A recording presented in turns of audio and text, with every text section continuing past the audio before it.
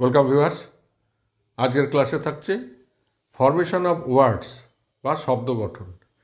ইংরেজি ভাষায় formation of words এই চ্যাপ্টারে যেখানে আমরা জানতে পারি যে একটি রুট ওয়ার্ড বা একটি মূল শব্দের আগে একটি বা দুটি অ্যালফাবেট বা একগুচ্ছ অ্যালফাবেট যুক্ত হয়ে নতুন শব্দ গঠন করে, যেগুলোকে আমরা বলি প্রিফিক্স এবং সাফিক্স। শব্দের আগে যদি যুক্ত হয় বর্ণ বা বর্ণগুচ্ছ সেগুলোকে বলে প্রিফিক্স, এবং শব্দের পরে যে বর্ণ বা বর্ণগুচ্ছ যুক্ত হয় সেগুলোকে বলা হয় সাফিক্স। প্রিফিক্স শব্দের অর্থ হচ্ছে উপসর্গ, সাফিক্স শব্দের অর্থ হচ্ছে পরসর্গ বা অনুসর্গ।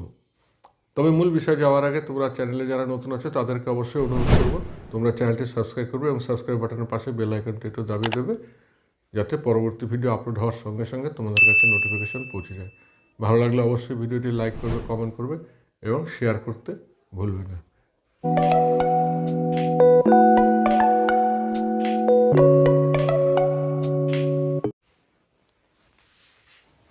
প্রিফিক্স তার সঙ্গে এই যে রুট ওয়ার্ড একটা থাকবে এবং সাফিক্স যুক্ত হয়ে নতুন ওয়ার্ডস হবে।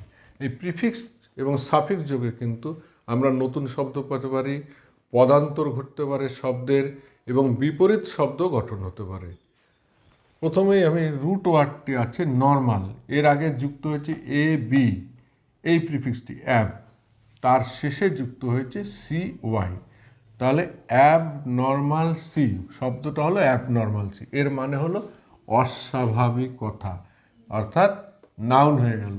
তাহলে নর্মাল কথাটির মানে স্বাভাবিক, এটা অ্যাডজেক্টিভ, এর সঙ্গে প্রিফিক্স এবং সাফিক্স দুটোই যুক্ত হয়েছে, হয়ে গেল অ্যাবনর্মালসি মানে অস্বাভাবিকতা, তাহলে এটা নাউন হলো।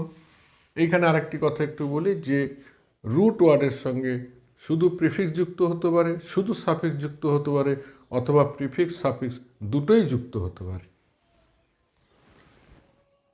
মূল শব্দটি হচ্ছে শিওর, তার আগে যুক্ত হলো এন, মিলে হলো এনশিওর। শিওর মানে হচ্ছে নিশ্চিত, আর এনশিওর মানে হচ্ছে নিশ্চিত করা, এটা ভার্ব হয়ে গেল। ব্ল্যাক মানে কালো, সাফিক্স যুক্ত হচ্ছে ইএন, এর আর প্রিফিক্স যুক্ত নেই, সাফিক্স ইএন, সেখান থেকে হলো ব্ল্যাকেন, ব্ল্যাক থেকে ব্ল্যাকেন কালো করা, এটা ভার্ব হয়ে গেল। তেমনি এখানে এ আর এখানে হচ্ছে ব্রড আছে, দুটো মিলে হলো ব্রড। ব্রড মানে কিন্তু চওড়া, বিস্তৃত, প্রশস্ত ইত্যাদি, কিন্তু যখন এর সঙ্গে এ যুক্ত হলো প্রিফিক্স হয়ে গেল ব্রড, এর মানে হয়ে গেল বিদেশ বা বিদেশে, এটা কিন্তু অ্যাডভার্ব হয়ে গেল।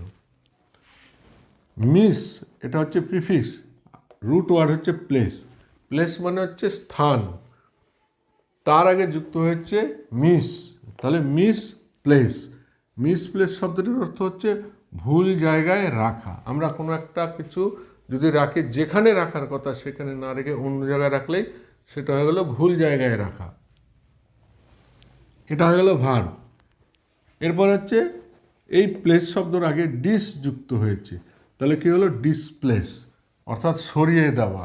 একটা জিনিস যেখানে আছে তার স্থানান্তর ঘটানোকেই বলা হয় ডিসপ্লেস বা সরিয়ে দেওয়া।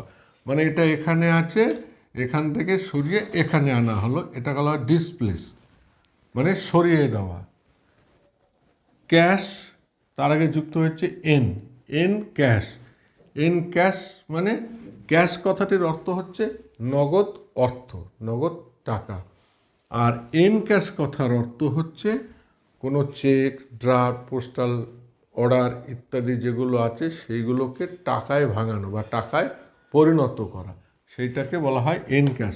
অথবা আমরা যখন কোনো একটা সুযোগকে সদ্ব্যবহার করি সেক্ষেত্রেও আমরা বলি এনক্যাশ করা, অর্থাৎ সুযোগটা আমি এনক্যাশ করলাম বা সেই সুযোগটা এনক্যাশ করলো। মূল শব্দটি হচ্ছে লায়ন, তার সঙ্গে ই ডবল এস যুক্ত হলো, হয়ে গেল লায়নেস। লায়ন মানে সিংহ, কিন্তু লায়নেস মানে সিংহী, এটা নাউন আছে, এটাও নাউন, এর জেন্ডারের পরিবর্তন হলো, সিংহ থেকে সিংহী, লায়ন থেকে লায়নেস, তাহলে এটা হলো সাফিক্স যুক্ত হয়ে। তেমনি রেসপেক্ট, মূল শব্দ রেসপেক্ট মানে সম্মান বা সম্মান করা, তার সঙ্গে আইভিই যুক্ত হলো, হয়ে গেলো রেসপেক্টিভ। রেসপেক্টিভ মানে হচ্ছে পরপর, যার যার, নিজ নিজ, স্ব স্ব, এটা অ্যাডজেক্টিভ।